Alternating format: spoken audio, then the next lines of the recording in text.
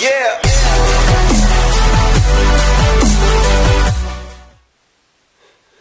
Hey everyone, oh man, where do I even begin with this review here? Of course, I am going to be talking about Francis Ford Coppola's Megalopolis, starring Adam Driver, Giancarlo Esposito, Nathalie Emmanuel, Aubrey Plaza, Shia LaBeouf, Jon Voight, Lawrence Fishburne, Catherine Hunter, and Dustin Hoffman. And this follows Caesar, who is this genius who controls time, I guess, and works with a substance called megalodon, which is this all-encompassing, all-healing substance that is, very usable for many, many different things. And there's people trying to stop his vision of the future, which includes Giancarlo Esposito as Cicero, the mayor. And yeah, I guess that's the movie in a nutshell.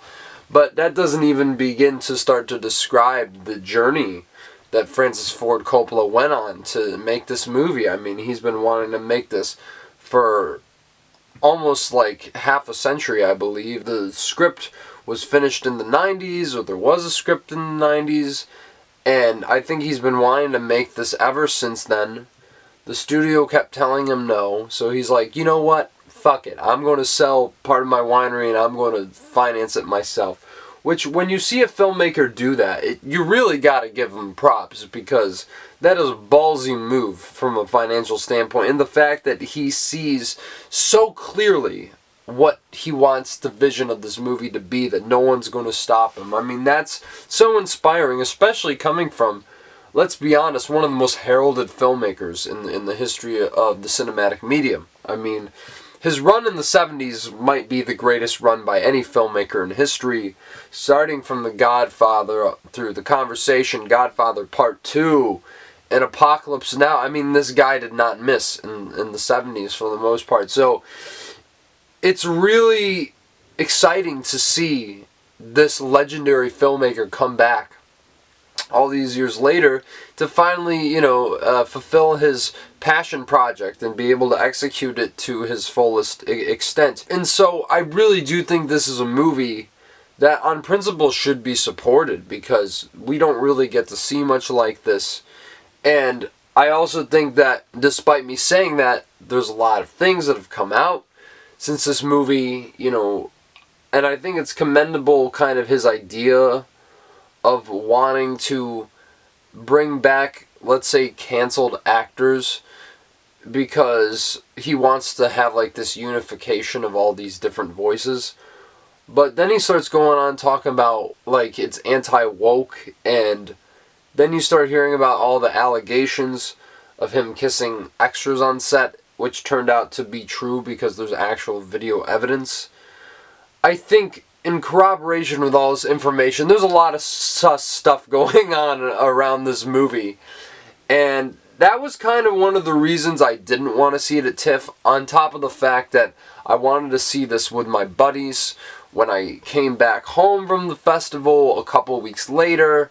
I knew this was going to be a hot ticket, and I figured I'd go see The Brutalist instead, which was an infinitely better decision, let me tell you, because my experience with Megalopolis was one of awe and wonderment and puzzlement and just absolute confusion from top to bottom as to what the hell was even happening in this movie. Because, as history would dictate, Francis Ford Coppola has had his movies met with mixed reception when they were originally released, like Apocalypse Now, and even to an extent The Godfather Part 2. Now, this movie you could say is the same, and of course the disastrous trailer written by AI, taking quotes from film critics that didn't even exist, the quotes, that is, not the critics. And I think that was a telltale sign immediately, even though I don't blame Coppola for that whatsoever. But as much as Megalopolis has been receiving mixed reactions, and people saying, oh, this is like such a, bonkers visions from such a visionary filmmaker. I really like what this film is doing. Look, I'm not here to really knock anyone who enjoyed this movie. I would have to say that in my own way I enjoyed this movie myself. But if you expect me to believe that you actually think this is a good movie, like, really? Like, this movie is an absolute fucking mess. I don't think it is going to be looked at in years to come in the way people now look at Apocalypse Now. It's just not going to happen, because this movie, I don't even know where to begin with this, because there's so many different plot threads going on all at once, many of which don't amount to anything, many of which go to so many different wild places that I really felt I was watching a cross between The Room and a Neil Breen film. Because Adam Driver's protagonist is like this larger-than-life figure who's going to save humanity, and and if I might use this quote, what I'm about to show you will shock you. That's really what it feels like with Adam Driver's character. He literally is a Neil Breen protagonist in all accounts, and it is just absolutely insane to me how this movie, because it does have some really great ideas. I think there's still a lot that I'm still trying to process, because I mean, my mind is all over the place watching this movie, and that's how I feel just thinking about it. I think there's a lot of great ideas in like how power is controlled and manipulated, how certain people are controlled within a certain system, and also kind of like the conflict of knowing, you know, perhaps someone around you isn't quite the person you expect them to be. But that's the thing. The film goes nowhere with this, and it just ends up being an excuse for like wacky and bonkers scenes that I never thought I would see brought to fruition. But I'm kind of happy that I saw it, because I was having the time of my life watching Megalopolis. Like, I cannot lie to you. This was an experience if there ever was one. And I was laughing my ass off, probably in the most unintentional places throughout this entire movie, for so many different reasons. First off, I have to talk about the visual effects, because some of them I really must commend. I think that there's these really cool visual effects of like these statues that kind of move around in the environment, which were in the trailer, but I do think they looked absolutely splendid in this, and I think really, really effective. But as many great visual effects shots as there are, there's such a more than abundance of shots that look so absolutely cheap for $120 million. Like, it's actually kind of insane how terrible some of this movie looks. But I do also have to commend the production design here. There's some really great architectural work being done, even if a lot of it feels like it can kind of be on a green screen, and also some AI-esque looking effects. It is really bizarre to me what I was looking at this entire movie. There's one shot, and if you've seen the movie, you know what I'm talking about. There's one shot of Giancarlo Esposito at a desk that looks so bad, I was laughing my ass off, because I was like, what am I even watching? And guess what? It had no purpose to the story at hand either. Like, it was just there and then it was gone. I don't even know what Coppola was trying to say with it.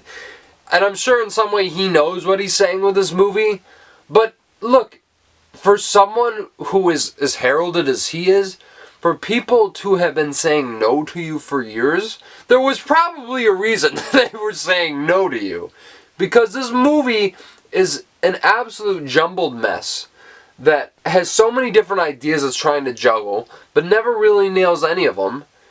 And some of the main conflict in the movie, which started out very interesting, especially between Esposito and Adam Driver's character and his famous bowl cut now, I don't even know what I'm saying when it comes to this movie. But that whole conflict between the two of them, this figure in power and political office who's obviously holding something above his head. And of course, this other guy who's trying to make a better future absolutely goes nowhere. And I'm like, why would this conflict not come to head in any meaningful way? And I think the conflict between Caesar and Cicero could have been really, really interesting, especially because Nathalie Emmanuel is torn between these two men. I mean, this man who she is slowly falling in love with, and her father, who's been there her whole life. Could have been a really interesting conflict, but it just kind of dissipates.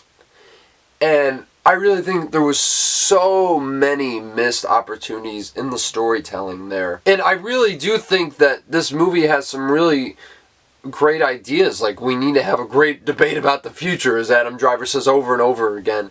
And I think Francis Ford Coppola in some way is talking about, his position as this sort of figurehead in the industry, in the art form, which we call cinema. And what does this mean going forward? What opportunities are going to be available for filmmakers to execute their vision when everybody is trying to stop them in whatever power they have? And that is really interesting in itself. It is sort of a meta commentary on Francis Ford Coppola trying to make this movie. But the way he made Megalopolis really makes you question whether filmmakers should have that type of autonomy. And I'm all for complete creative control, don't get me wrong. But when it comes to something like this, it really is kind of hard to mitigate those fine details that I'm sure Coppola really wanted to put forward. And I think what most audiences would want from a movie like this. So in a lot of ways, I feel like Megalopolis is sort of a paradox of itself, because it has all these bold ideas that it wants to convey, but it squanders them so magnificently that it just doesn't feel like it's communicating what Francis Ford Coppola has had in his mind for so long. And that's really a disappointment, because I think it could have been conveyed for something so grandiose. It is a little disappointing that it doesn't fully come through on screen. The whole movie is just a bunch of people monologuing about random shit, and then literally one of the first scenes Adam Driver's in, he's doing fucking Hamlet, and I'm just like, what is happening in this movie? And the dialogue is just so balls to the wall, absolute batshit insane, that it really does feel like you're watching a Midnight Madness movie, like The Room. Like, the dialogue is just so unbelievable in this movie, in the worst way possible, but also in the best way imaginable. Because this movie, I think, it's not going to go in the way of Apocalypse Now, like I said. It is going to go in the way of The Room. I really mean this. And that kind of is okay, because I'm just like, this is so awesome watching this unfold. Like, I would gladly sit down and watch this again. And if you take substances with this movie, it might be a good idea.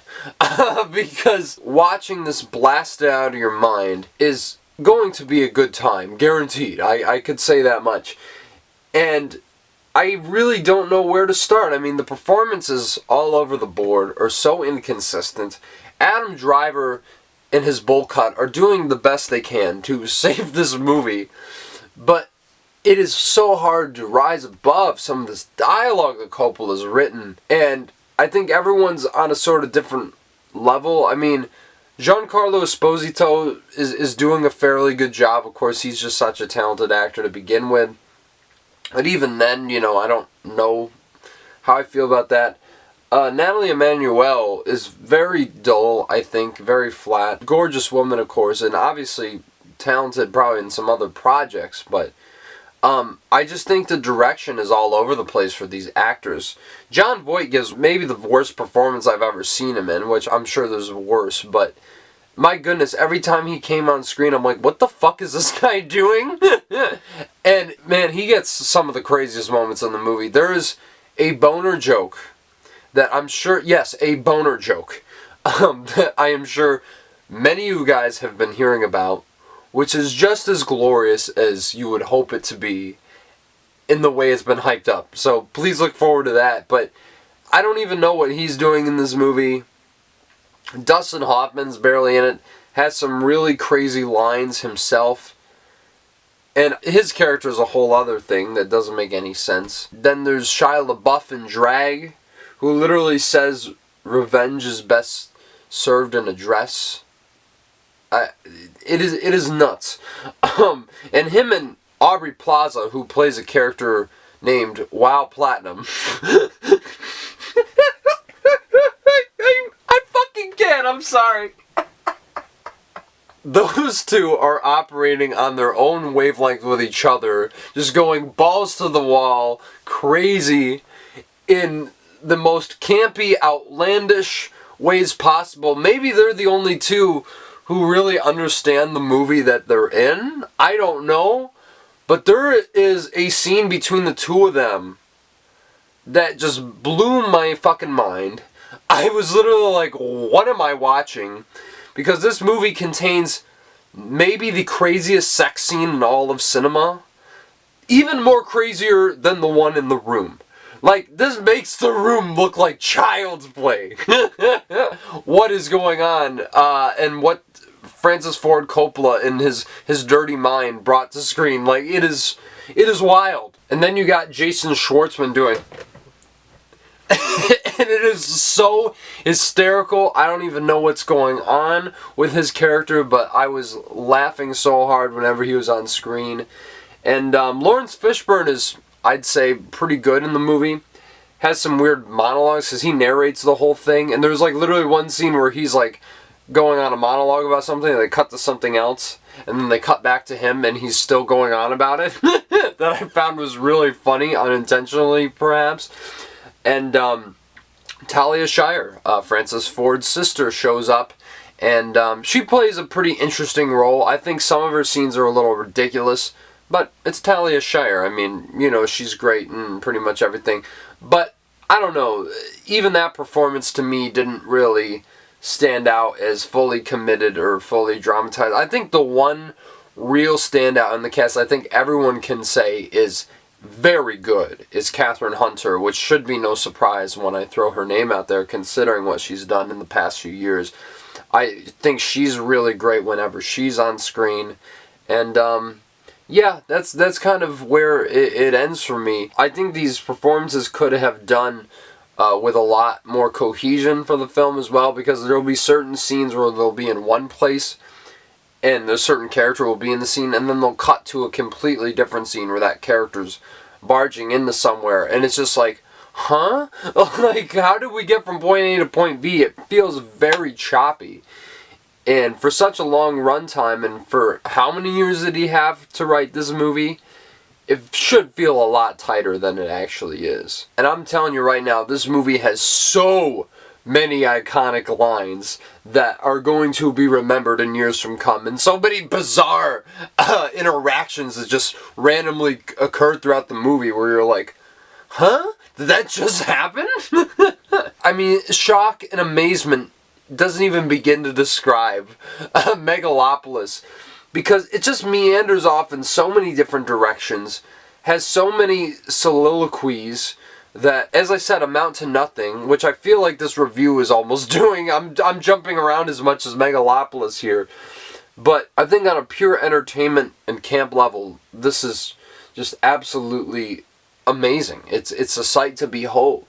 But as a movie, I really think this is one of the most self-indulgent, pretentious fucking messes that has been made in the past, I don't know, probably the century so far. And it's a shame because there's some really interesting stuff that's going on cinematically. I think there's definitely some sort of vision, and I think there's some great scenes with legitimate tension and build-up that go absolutely nowhere. Like I said, I don't even know what to think about this movie, genuinely, except it is an absolute train wreck, but not the worst movie you're ever going to see. I mean, I was watching it, and I'm like, yeah, there's bad elements about this, the script is awful, but I don't think it's, like, hard to get through, at least for me personally. I was having time in my life, like I said, but I just don't think that it is the worst thing you're going to see in your life. I will say that much. But in some way, you have to respect what Coppola did with this film. Just this unhinged madness that came from out of his head, and probably a lot of weed smoke. It is just really amazing that this guy made this movie. And just the fact that I got to say in my lifetime I saw a new Francis Ford Coppola movie in theaters. Like, I never thought that that would be something I would say, because he's been gone for so long and he's finally back. And I really hope he continues to make more movies, just ones that are better than this. Because it would be a shame if this was the movie he ended his legacy on. Like, this is the guy who made The Godfather. Once again, let me say that. The Godfather. And it is hard to tell that it is the same filmmaker. So to see the lack of storytelling in this movie in a coherent vision, it just blows my mind. This is the same guy. And look, all power to him. He got it done. I appreciate and respect his artistic vision.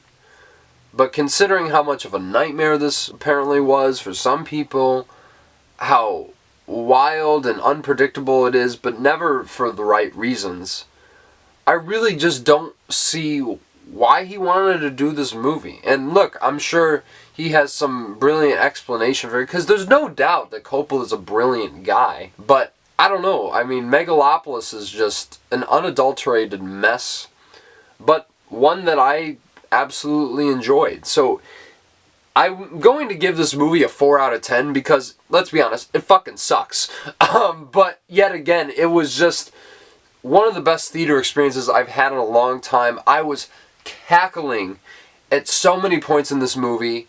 It was an absolute blast to see in theaters, in IMAX, the premium screening, even though there was no guy who took notes and talked to Adam Driver at the screen. I was really bummed about that. But regardless, you should see this in theaters if you are a fan of Francis Ford Coppola, if you respect the fact that he went out of his way to do all this. But of course, if you're feeling a certain way about some of the things that he has done, then okay, like, I understand not supporting this movie. It's going to be one of the greatest financial disasters in history. But I'm glad to say that I saw it, and I hope my review was intelligible enough for you to kind of make out the kind of movie that this is. Because, I mean, fuck me if I know. I really don't know what to say about this except see it for yourself. So, yeah, that's my review of Megalopolis. Let me know down in the comments below what you thought of it, if you saw it at TIFF or Cannes or this weekend. I mean, I'm sure most people didn't see it this weekend, but regardless, would love to hear what you think about it. And of course, smash the like button, subscribe to the channel. If you want to see more, let's say, tighter and more thoughtful reviews in the future, because I am so happy that I can finally say that I am going to be reviewing Brady Corbett's The Brutalist. That is going to be my next review, no debate about it, and I cannot wait to talk about that film. So please stay on the lookout for that and so much more. We'll talk very soon.